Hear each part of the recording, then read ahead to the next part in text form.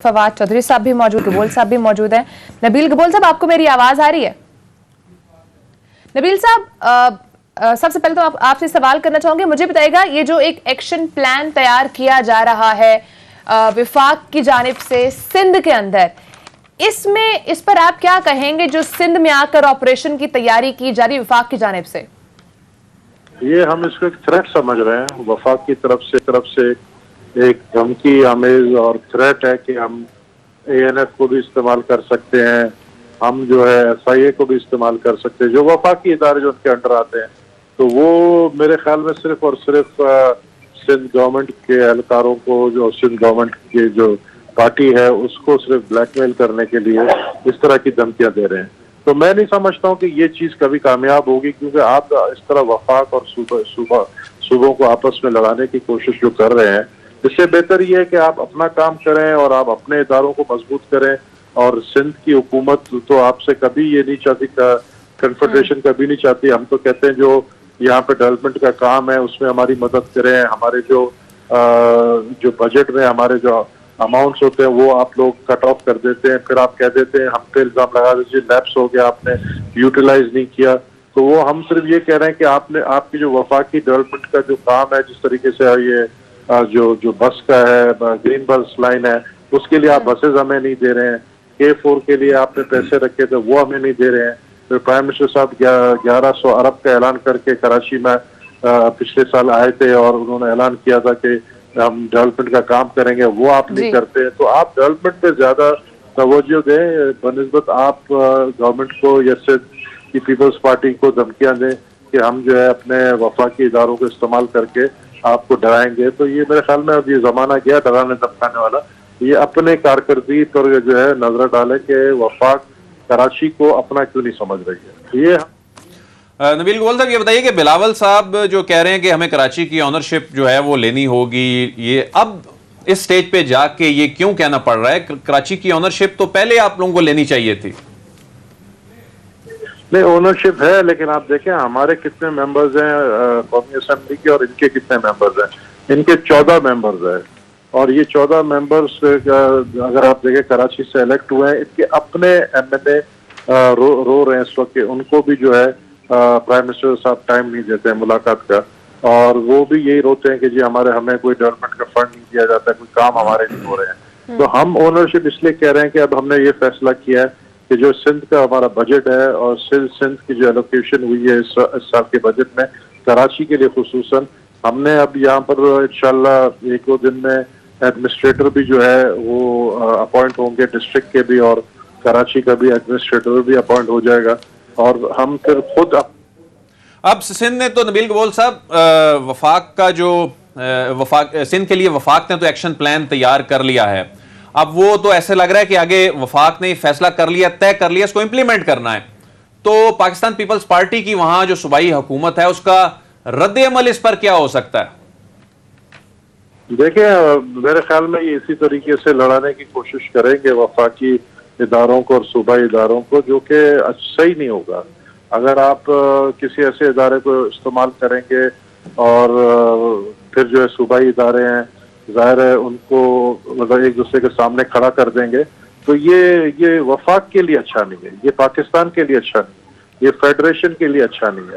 तो इमरान खान साहब जो है बहुत खुश हैं, जहां पर वो 2002 में सिर्फ एक सीट जीता उन्होंने, और उसके बाद अब आजाद कश्मीर में भी उनकी हुकूमत है, गिलगित बल्तिस्तान में भी उनकी हुकूमत है, पंजाब में भी उनकी हुकूमत है, KP के भी उनकी हुकूमत है, आधी हुकूमत बलूचिस्तान में भी उनके पास है। तो अब वो सिंध की हुकूमत लेना चाह रहे हैं। तो इमरान खान जिसको कहते हैं ना कि बहुत इसकी बड़ी ख्वाहिश है कि पूरे पाकिस्तान पे कब्जा करे, पूरे पाकिस्तान में उसकी हुकूमत हो, तो वो समझते हैं जब सिंध उनके पास नहीं है, कराची उनके पास नहीं है, जो कि हार्ट ऑफ पाकिस्तान है, तो वो उससे खुश नहीं है। वो किसी तरीके से कराची को जो है कटकर करना चाहते हैं।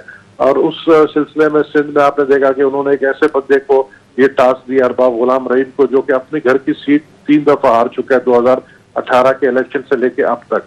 तो मैं समझता हूँ कि जैसे मैंने कहा कि ये वक्त नहीं है कि आप यहाँ जाम सादिक स्टाइल या लियाकत जतोई स्टाइल हुकूमत चलाने की कोशिश करें।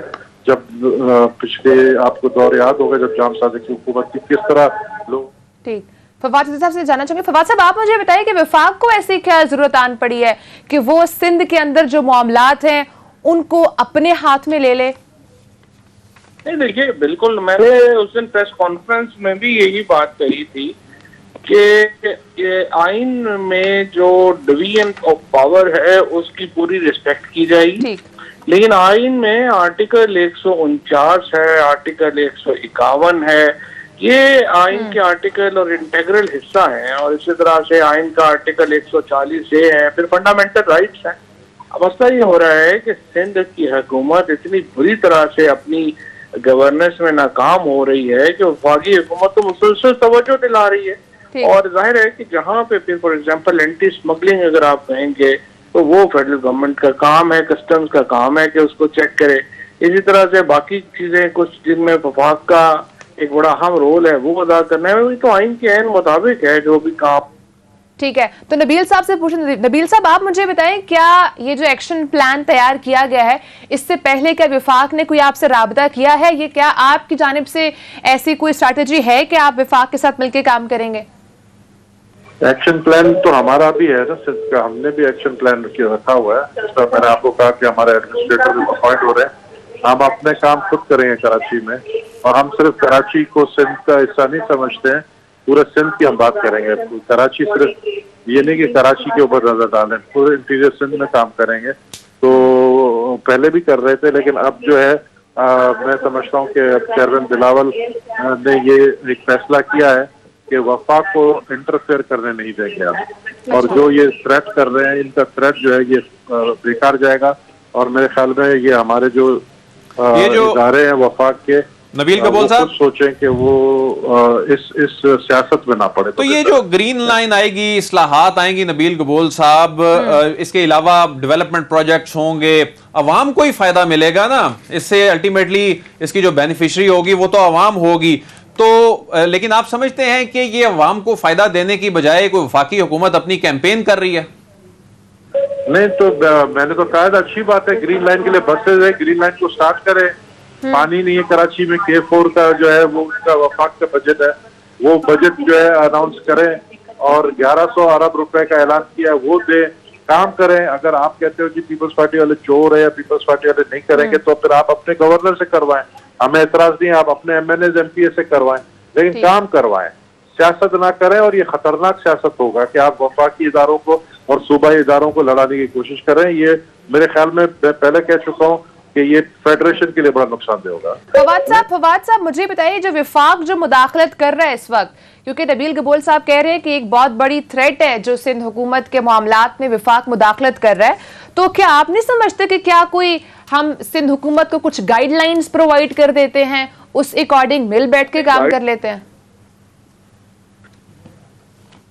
नहीं, गाइडलाइंस तो बहुत दफा पहले जो है वो प्रोवाइड की जा चुकी हैं, और अनफॉर्चुनेटली उनसे तो SOPs के ऊपर भी अमल दरामद नहीं हुआ, बाकी गाइडलाइंस के ऊपर उन्होंने क्या अमल दरामद। तो फिर हम ये कह सकते हैं फवाद साहब, हम ये फिर क्या कह सकते हैं कि जो ये मामलात हैं सिंध के, ये वफाक के पास चले जाएंगे या चले गए हैं, ये तय कर लिया?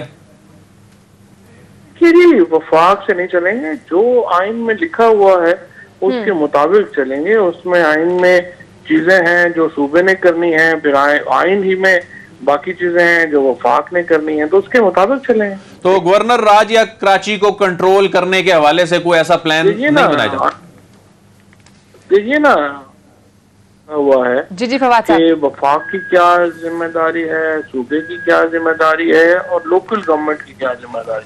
ये आर्टिकल 7 जो है आइन का, उसमें ये लिखा हुआ, तो उसके मुताबिक इंशाल्लाह आगे बढ़ेंगे। ठीक है, बहुत शुक्रिया फवाद साहब अपने प्रोग्राम को टाइम दिया। नबील कबूल साहब आपका भी बहुत शुक्रिया अपने प्रोग्राम को टाइम दिया। नाज़रीन, ब्रेक का टाइम हुआ है, ब्रेक के बाद आज करेंगे कश्मीर में जारी जुल्म पर। आज पाकिस्तान भर में कश्मीरियों से इज़हार यकजहती के लिए यौम इस्तेहसाल मनाया जा रहा है, इससे बात करेंगे, साथ रहेगा।